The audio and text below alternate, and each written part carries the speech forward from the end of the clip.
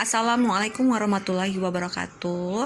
Kali ini kita akan belajar mengenai bank syariah ya, karena manajemen pemasaran syariah itu banyak diimplementasikan di perbankan syariah ya. Nah, banyak pertanyaan itu, mengapa sih kita harus bertransaksi sesuai syariah? Ya, pernahkah kita menyadari bahwa kita lah yang butuh untuk bertransaksi sesuai syariah ya sebenarnya ya. Ya, pada zaman Rasul itu malah Umar bin Khattab ya itu melarang para penjual itu untuk ke pasar jika belum memahami aturan muamalah atau aturan berjual beli ya sesuai fikih muamalah ya. Jadi malah diusirnya kalau tidak paham ya.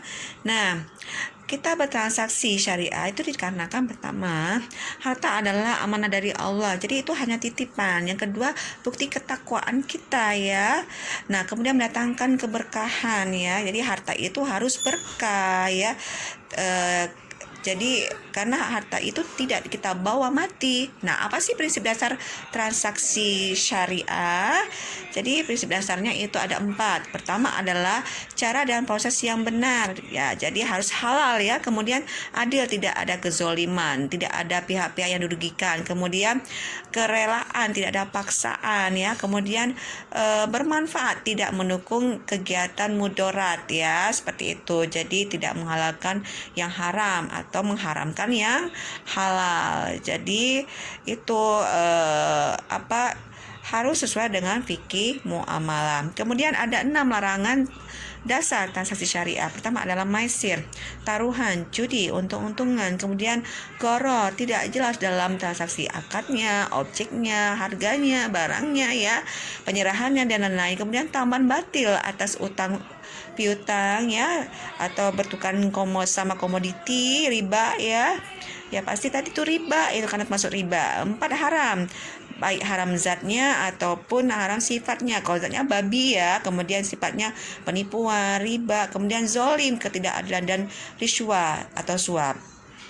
Nah, itu tidak boleh juga kita menyuap. Kemudian pinjam meminjam tidak boleh ada tambahan ya. Pertama, yang pinjam meminjam menggunakan prinsip tabaruk, tolong menolong ya, tanpa tambahan, hanya menolong. Kemudian meminjamkan dananya tanpa tambahan adalah separuh dari bersedekah. Jadi kita itu sama saja kita meminjam bersedekah.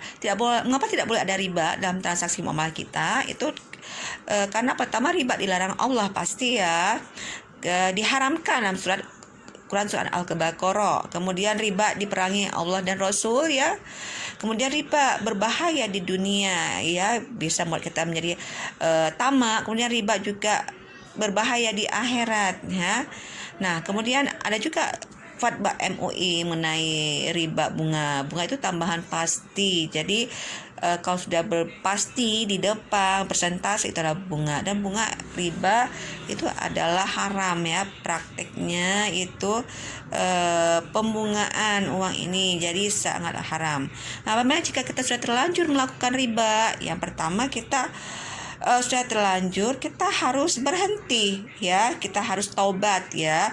Jadi kalau kita taubat, kita minta ampunan, kita akan seperti keadaan semula sebelum kita berubah riba. Kedua, kita tetap melakukan riba tapi sudah tahu kita tidak harus berhenti dan menyedekahkan uangnya. Dan daftar usaha yang harus dihindari dalam memberikan pembiayaan itu, pertama, usaha dalam bidang perhotelan yang tidak syariah, kemudian usaha lembaga keuangan yang tidak syariah ya, dan banyak lagi. Dan juga mengapa kita harus menabung di bank syariah ya.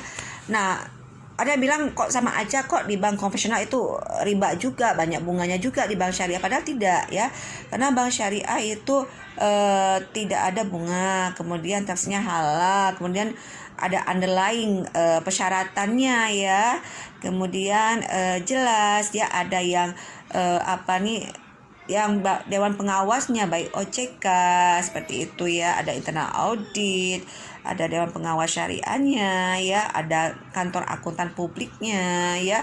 Jadi baik internal eksternal. Nah, apa saja sih kegiatan usaha bank syariah? Pertama ada penghimpunan dana, ada berupa simpanan yang juga investasi, dan ada akadnya, ada akad wadiah ya.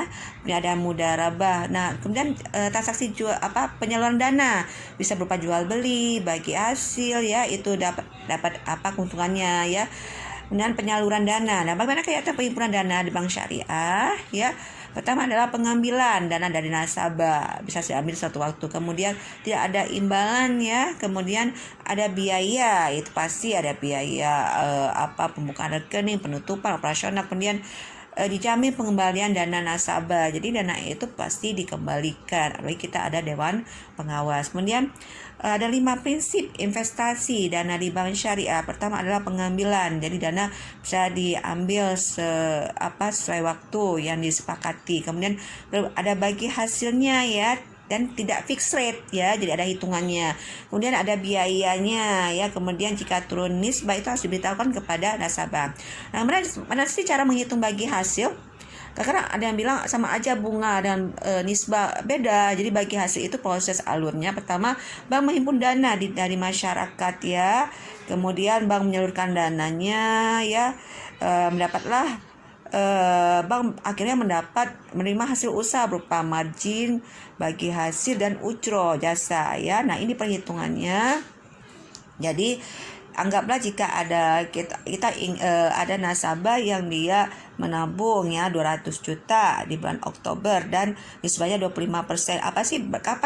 Jadi berapa bagi hasil secara bunga, dan juga berapa yang akan dikreditkan ke tabungannya. Jadi hitungannya adalah equivalent rate-nya itu, mencari dulu equivalent rate-nya itu distribusi bagi hasil dikali nisbah, 22% kali 25% dapatlah 5,5%. Kemudian dikalikan sebelum pajak ya, dapatlah 723.000 yang akan masuk ke rekening nasabah ya. Nah, jadi kesimpulannya itu tidak memastikan keuntungan di muka ya, bedanya itu ya. Kalau bagi hasil itu tidak memastikan dari muka, dan bagi hasilnya itu dapat lebih besar atau lebih kecil, dan juga cermin kinerja bank syariah ya, seperti itu. Jadi dia selalu memikirkan bagaimana kegiatan penyaluran dana di bank syariah.